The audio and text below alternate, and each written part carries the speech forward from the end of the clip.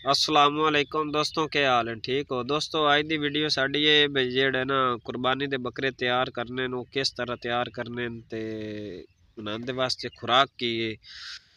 दोस्तों सब तो पहले तुसी टाइम वेखना जेड़ा अज दा टाइम है। अज तकरीबन 11वीं शरीफ है शवाल दी, यानी कि 10/94 ते आज तो बाद 2 महीने पूरे तकरीबन एक दिन भी घट वध नहीं जेड़े कुर्बानी च रह गए।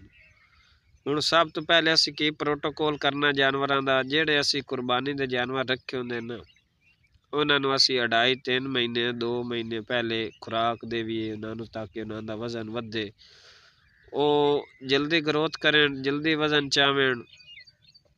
सब तो पहले तुसी इहदे विच ते की हल करना है, की कंडीशन है, की इहदा प्रोटोकॉल है। अगर ते तुहाडा कोई जानवर है कुर्बानी वाला बिल्कुल कमज़ोर लागिर, बिल्कुल जनाब बह गया ना, ते दिन ब दिन खुराक अच्छी दे के तो सुकदा जांदा नहीं ग्रोथ कर रहा, तो ਉਹਦੇ वास्ते तुसी हल्दी लै आओ पंसार तो पीसी हुई, या खुद घर पीस लवो।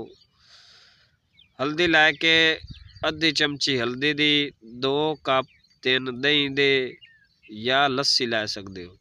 ਉਹਦੇ ਵਿੱਚ अद्धा कप सरसों का आयल वो लै लो। सब तो बेहतरीन फार्मूला है वाला। तुसी कदाई 1 महीना एक दिन 2 दिन छोड़ के, जिस तरह उन्हें मोशन वगैरह ना लगन, अगर मोशन लगन तो वह बंद कर दे, जिमें ही वो फिर मोशन खत्म होवे उस तो बाद फिर ये फार्मूला दिती आओ। उस तो बाद जनाब अली उसका ये करना है भाई, विच अगर कुसू का तेल तुसी गर्मी है तो इस्तेमाल कर सकते हो, सर्दी है तो तिलों का तेल इस्तेमाल कर सकते हो। इन उसका दे नाल हल्दी एंटीबायोटिक है। हल्दी अंदर दे तमाम मसले मसाइल, अगर वो मेदे दा आंतड़ियां दा अल्सर वगैरह हो जाता है तो वो वास्ते ये बड़ी मुफीद चीज़ है। अच्छा बाकी आ गई बई कुर्बानी वाले बकरियां दा, उन्हां दा सब तो पहले तुसी की करना, सब तो पहले उन्हां दा डिवर्मिंग करनी है। डिवर्मिंग किस तरह करनी है? तुसी कोई 5 निलजान या तुसी जनाब लै लो दूसरी थंडर, होर भी डिवर्मर्स आए पैन मार्केट के अंदर अच्छे वाले, यही डिवर्मर जिन्हों का रिजल्ट है ये लैके तुसी इन्हां दी डिवर्मिंग कर दिओ। उस तो बाद अवरमैक्टन का इंजैक्शन आंदा, टीका मिलता, छोटा भी मिलता है वड्डा भी मिलता है। वो इंजैक्शन तुसी हर 21 दिनों बाद लाउणा, 25 दिनों बाद लाओ, महीने बाद लाओ। 21 वक्फा 21 दिनों का कम अज कम जिहड़ा है वो 21 दिनों का लाओ। उस दे विच इकट्ठे दोवें ये डिवर्मर नहीं देवने। मिसाल आज तुसी डिवर्मिंग की है, तुसी 2 दिनों बाद अवरमैक्टन ला दियो। अगर तुसी अज अवरमैक्टन का इंजैक्शन लाया, उहदे विच आइवोटेक है, अवरजैन है, इस तरह होर मुख्तलिफ हैं, यानी कि लेकिन आइवोटेक 1% जिहड़ा है वह बहुत ही अच्छा रिजल्ट है जिहड़ा असी इस्तेमाल खुद कर रहे हैं। इंजैक्शन लैके तुसी 2 सीसी वड्डे जानवर नूं लाओ, छोटा जानवर है तो उन्होंने 1 सीसी लाओ, अगर बच्चे हैं तो उन्होंने अद्धा सीसी भी ला सकते हो। लेकिन मंथली लाओ, 21 दिनों बाद लाओ, 25 दिनों बाद लाओ, ये हर किसी का अपना हिसाब है। अच्छा अज इंजैक्शन लग गया, 2 दिनों बाद डिवर्मिंग हो गई, उसका प्रोटोकॉल एक दफ़ा मुकम्मल हो गया। फिर जी लिक्विड वाली होनी है ना डिवर्मिंग थंडर पंच, ये तुसी राइट 10 दिनों बाद फिर रिपीट करो दोबारा। उस तो बाद खुराक दे विच किहड़ी चीज़ देवनी है? खुराक है तुसी कौड़ी खल लै आओ नाल, अगर कौड़ी नहीं खा रहा जानवर नाल मिट्ठी भी लै आओ।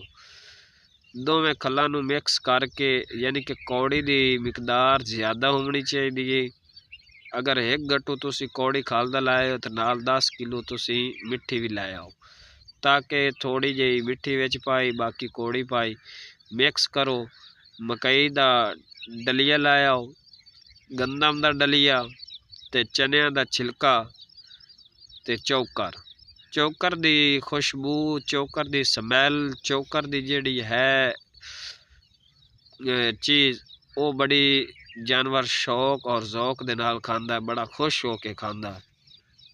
बाकी रह गए अगर तुसी माली तौर ते तुहाडे कोलों नहीं ये चीज़ां लै सकदे, तुसी खाली तुसी आयल लैके ना सरयों दा इनू चोकर दे अंदर भी दे सकदे हो, इसनू दही लस्सी दे विच भी दे सकदे हो, इसनू जिवें तुसी मर्जी इस्तेमाल करा सकदे हो। गर्मी दे विच ये बहुत ही मुफीद चीज़ है, वजन भी वधाइंदा है ते कद भी वधाइंदा है।